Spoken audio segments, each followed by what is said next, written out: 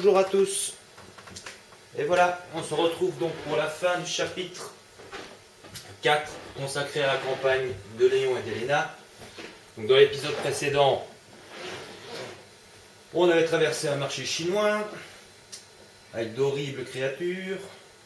Ensuite, on avait poursuivi à Dawong et on avait rencontré Chris Redfield, assez remonté d'ailleurs, Chris Redfield, qui, selon lui, donc Ada aurait tué tous ses hommes. Léon ne le croit pas trop, mais bon, il lui fait confiance. Il continue donc avec Elena à poursuivre Simons. Il rencontre Jake et Cherry, qui lui remet la petite puce électronique là, qui détient les informations sur le génome de Jake Muller. Et enfin, on voit que Simon se fait affecter. Il en accuse Ada. Et ce mec, en foutant le camp, tombe sur le toit d'un train. Et Léon et Elena le poursuivent. On en était donc arrivé là. Et là, Simon se communique. Il croit communiquer avec Ada. Ce n'est pas tout à fait ça.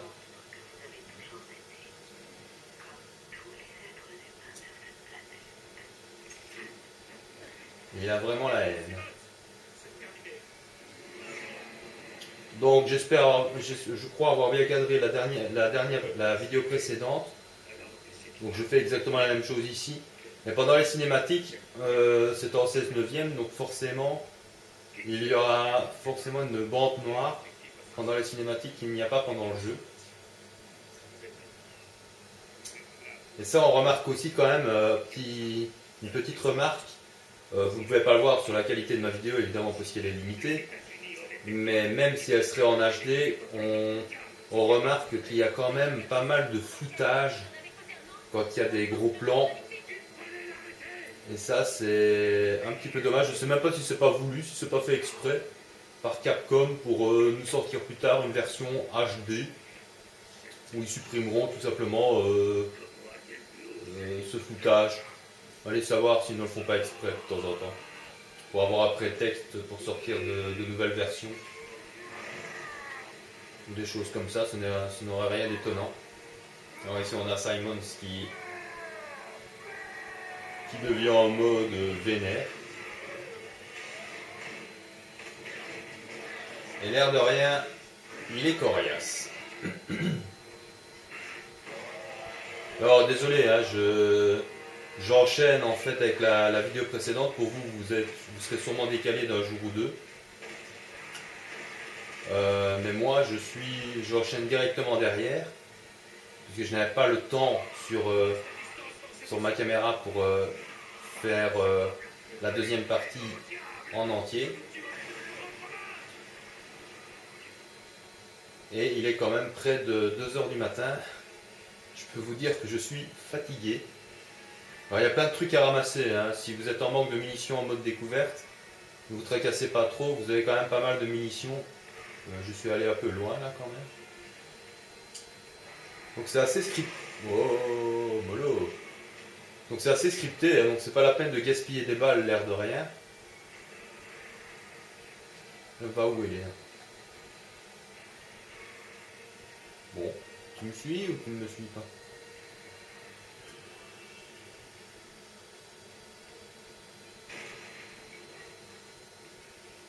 Ah, voilà. Hop.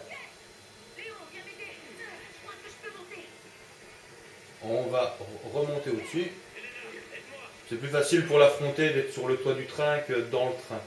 De toute façon, comme je l'ai dit, c'est scripté, donc vous avez intérêt.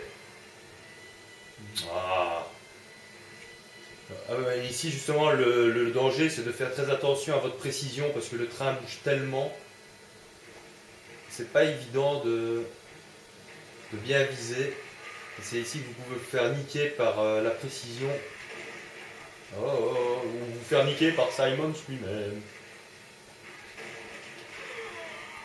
Et putain, j'ai mon Magnum optimisé à fond, et il sent rien. Moi, ce que j'ai fait pour le battre en mode découverte avec mon petit pistolet, moi, ça doit être quelque chose. Hein. Ça fait déjà un petit moment, hein, parce que le jeu est sorti. Ah, j'oublie le...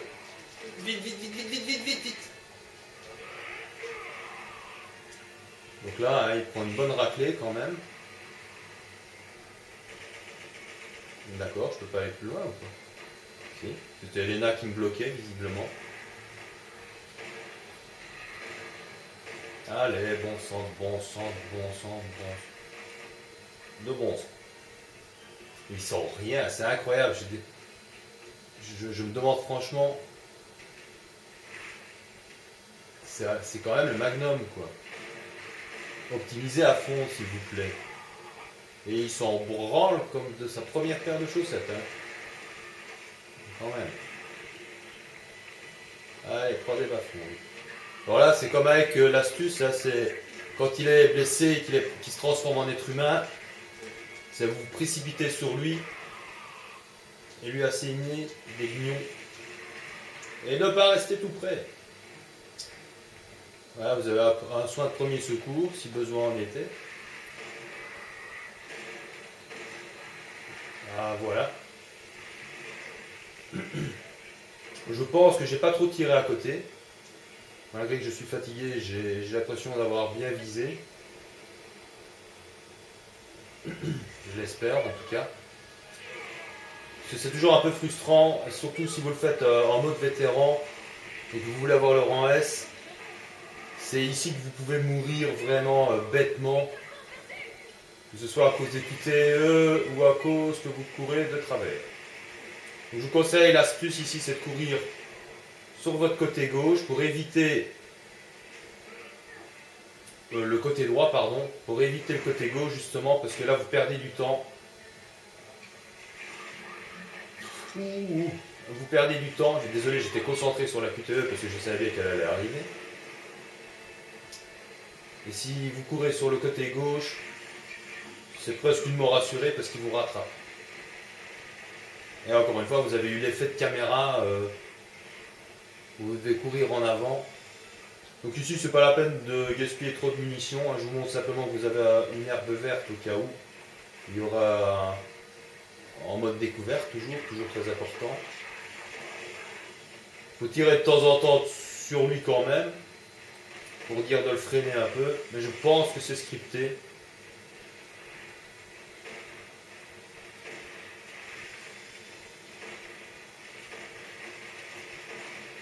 Mais c'est bien gentil, mais je tire dans la barre ou je tire dans le monstre?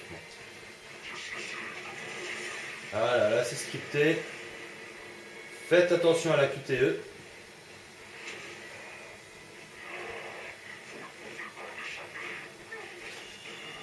Qui est une QTE quand même assez facile. Heureusement, elle ne change pas les QTE. J'ai remarqué qu'elles ne sont pas. Alors ici, qui a surprise. Merde, bordel, j'ai pas eu le temps. Qu'est-ce que ça m'emmerde ces histoires de scripté, de scènes à la con. Ce que je veux faire, c'est prendre le pistolet. J'ai beaucoup plus facile avec le pistolet qu'avec le Magnum. Parce qu'il vous faut tirer plusieurs fois. Et si vous le ratez, voilà. C'est-à-dire que vous avez moins de munitions avec le Magnum. Donc en tirant comme un fou, pour être sûr de bien viser, parce que c'est vraiment très dur, mieux vaut prendre le pistolet, quoi. Parce que vous avez beaucoup plus de cartouches. Je ne vous conseille pas de prendre le fusil d'assaut, parce que vous avez plus de munitions dans le fusil d'assaut aussi, mais vous avez un tel recul que vous risquez carrément de vous louper. Et si vous loupez, c'est une mort, voilà, c'est une mort certaine, quoi. Vous retrouvez, vous perdez du temps, et vous perdez aussi en précision. Donc là, on a une cinématique et on n'a rien à faire, on passe son temps à regarder. Et nous avons la petite révélation quand même avec Simon ici qui va être assez étonnante. Pas ici, hein. Ici c'est juste l'effet Matrix. Je crois qu'on a un peu ça dans tous les jeux maintenant. En tout cas, les jeux d'action, les jeux de tir et tout ça, on a souvent cette référence à Matrix, hein, la petite balle au ralenti qui va se planter dans la tête. Et là, par contre, c'est très important. Parce que quand on écoute, Simon se dit pourquoi est-ce que ma famille me laisse tomber. Donc sous-entendu, il a une famille qui n'est qu'un nom. Hein. C'est pas vraiment une famille, famille dans le sens du mot, quoi. D'après, il y a un document quand vous avez tous les emblèmes qui vous explique justement, qui vous donne quelques informations sur cette fameuse famille qui reste mystérieuse, qui ressemblerait plutôt à une secte, qui fait d'ailleurs penser à Lord Sadler dans le Resident Evil 4, à une secte religieuse qui existerait depuis des centaines d'années. Et voilà quoi, c'est apparemment pour donner un prétexte de scénario pour le futur Resident Evil 7. Et j'imagine que voilà, les prochains ennemis seront cette fameuse famille. Quoique j'imagine aussi, je pense que le Resident Evil 7 sera peut-être consacré aux personnages absents ici du 6, aux personnages principaux de la série, je veux dire. En particulier féminine, hein, puisqu'on n'a pas de Jill Valentine, on n'a pas de Claire Redfield, ni même de Rebecca Chambers, hein, qui, rappelez-vous, on n'a pas de nouvelles d'elle depuis le Resident Evil 1 quand même, puisque même si le Resident Evil 0 est sorti en 2003, ces événements étaient antérieurs au 1. Donc ça fait 15 ans qu'on est sans nouvelles de Rebecca Chambers, qui est quand même un personnage qui est très apprécié des fans, en tout cas d'une grosse majorité de fans quand même. Donc c'est vraiment dommage de ne pas avoir de nouvelles d'elle depuis 15 ans. Hein. Encore une fois, Capcom a raté l'occasion de la faire revenir dans l'histoire. Elle aurait très bien pu être la partenaire de Chris Redfield dans sa campagne. Quoique, connaissant la fin de la campagne de Chris Redfield, je préfère que ce ne soit pas elle. Mais voilà, il n'est pas impossible que le futur Resident Evil 7 soit consacré justement à elle. Enfin, elle au pluriel, hein, Jill Valentine et Claire Redfield. Puisque l'action se déroule quand même sur plusieurs mois, les États-Unis ont été affectés, et là, même s'ils sont en Chine, je suppose qu'il doit y avoir plusieurs événements. J'imagine mal que Jill Valentine et Claire Redfield se sont croisés les bras pendant tout ce temps-là, quoi. Donc, soit ils vont rajouter des campagnes supplémentaires bonus dans le 6 plus tard, dans une version Gold ou quelque chose. Donc, voilà. Ici, pour revenir sur le scénario. C'est ici que Léon apprend que Jake Muller est le fils d'Albert Wesker. D'accord. J'ai donc dit une bêtise il y a 2-3 vidéos d'ici où je ne me souvenais pas, où Léon apprenait que Jake était en fait le fils de Wesker. Ben, c'est là qu'il l'apprend. Et là, il va le dire à Chris Redfield après qu'il se soit pris un missile sur le coin de la figure. D'ailleurs, c'est ça qui est un petit peu dommage avec la campagne de Chris Redfield. C'est non seulement elle est beaucoup plus action, mais aussi d'un point de vue scénario, j'en parlerai peut-être plus amplement dans une autre vidéo. Mais l'air de rien, Chris Redfield, il fait pas grand-chose hein, dans la campagne. À part sauver Jake et Sherry à la toute fin, dans le chapitre 5 de la campagne aussi bien sa campagne à lui qu'il apparaît donc aussi dans le chapitre 5 avec Sherry et Jake, hein, puisque ça s'entrecroise. À part ça, l'air de rien, il ne sert pas à grand chose. Hein, à part qu'il passe son temps à courir après Ada Wong pour se venger parce qu'il a la haine qu'elle a tué tous ses hommes dans les 2 premiers chapitres. Et donc en plus il se trompe, hein, et il se trompe de cible. Donc je vois, c'est ça qui est un peu dommage et qui est une grosse critique hein, pour la plupart, en plus pour les fans de Chris Redfield, hein, qui aiment bien le personnage. Quelque part, voilà, le scénario de sa campagne, elle est un peu inutile, quoi. Capcom a sorti la campagne de Chris uniquement pour l'action, pour faire une espèce je crois que ça s'appelle du TPS, hein, du jeu beaucoup plus bourrin, qui est pas mal fait, et qui est pas désagréable à faire, hein, mais qui entre guillemets ne sert à rien et et qui en plus aurait pu être mieux faite, puisqu'on peut très bien faire un jeu d'action. On remarquera avec Chris Redfield d'ailleurs qu'il n'a affaire qu'à des Javos, des espèces de soldats militaires et tout ça, mais qui n'ont pas de point commun avec les zombies. Les zombies, c'est vraiment dans la campagne de Léon qu'on les a, donc c'est vraiment là qu'on parle d'un Resident Evil.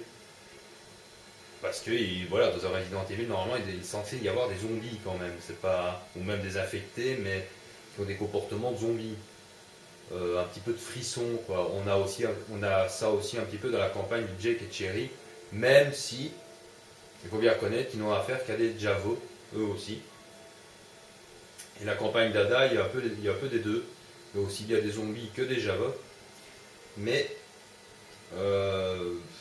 c'est un petit peu étonnant. Même si les Javos sont particulièrement bien réussis, on constate qu'il n'y a pas le côté horreur. Et en même temps qu'il y a un petit détail, dans les Javos, il n'y a aucune fille.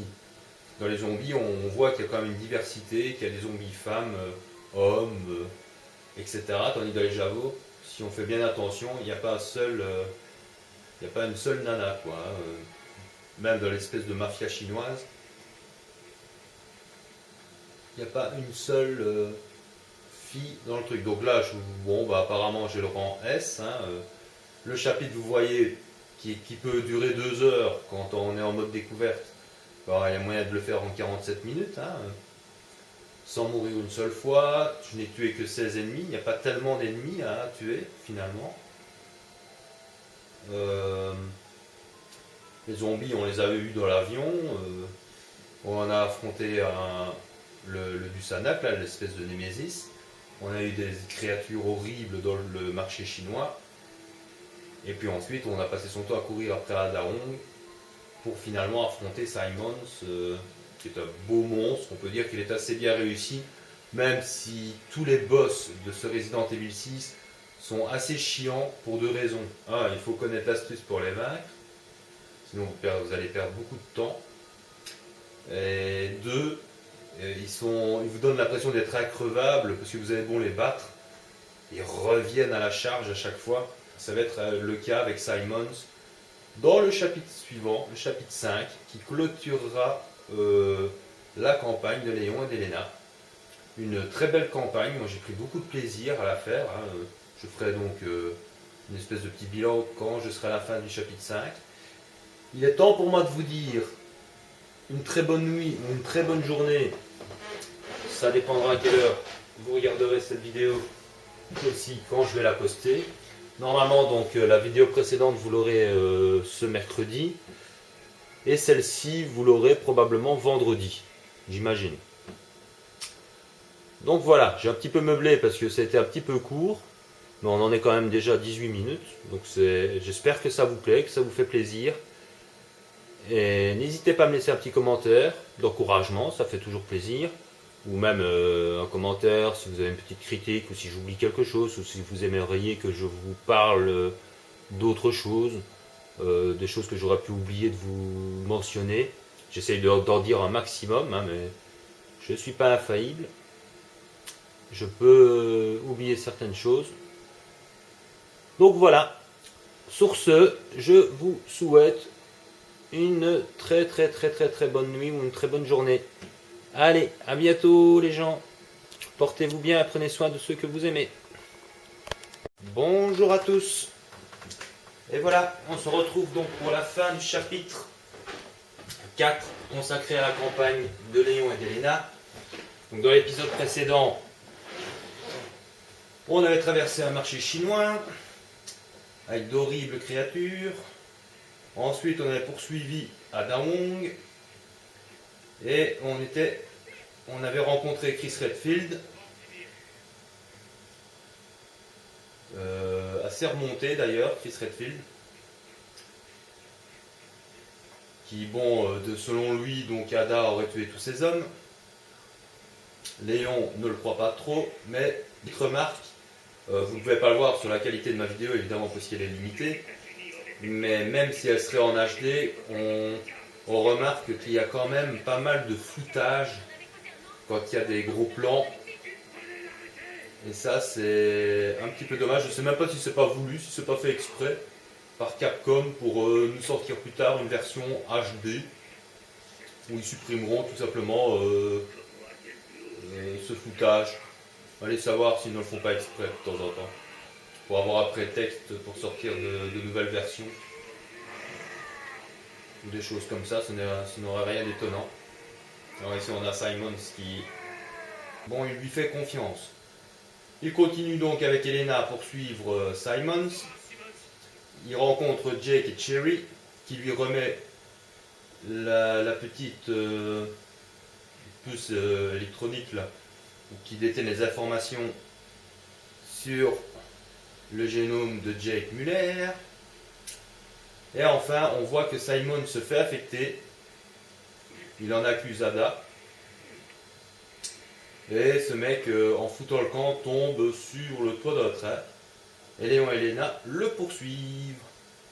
On en était donc arrivé là.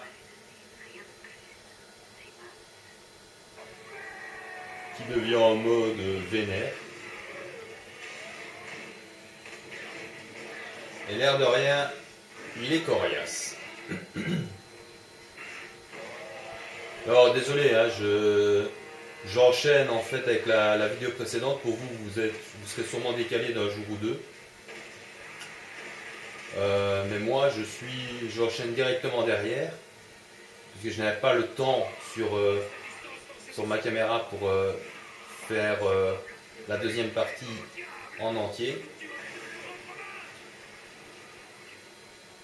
Et il est quand même près de 2 h du matin. Et là, Simon communique. Il croit communiquer avec Ada. Ce n'est pas tout à fait ça.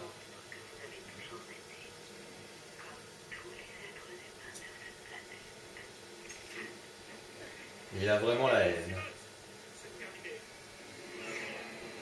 Donc je crois avoir bien cadré la vidéo précédente. Donc je fais exactement la même chose ici. Mais pendant les cinématiques, c'est en 16/9, donc forcément, il y aura forcément une bande noire pendant les cinématiques qu'il n'y a pas pendant le jeu. Et ça, on remarque aussi quand même une petite